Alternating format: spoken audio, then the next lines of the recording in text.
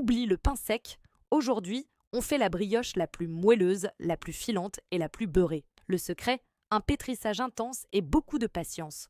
En 3 minutes, c'est parti pour la recette facile. Salut la team recette facile, si vous aimez les petits déjeuners gourmands, cette brioche est pour vous.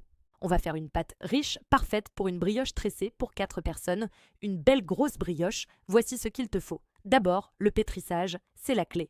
Dans le bol du robot ou à la main si tu es courageux, on mélange 250 g de farine T45, 5 g de sel, 30 g de sucre, un œuf entier et 80 ml de lait tiède.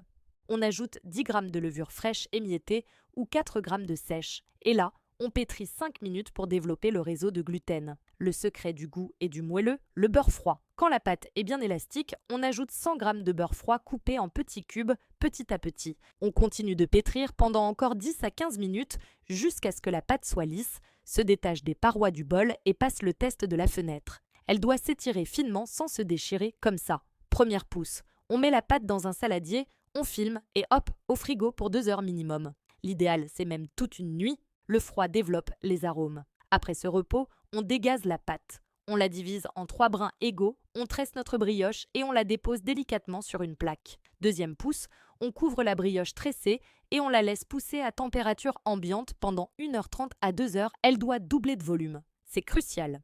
On préchauffe le four à 160 degrés Oa.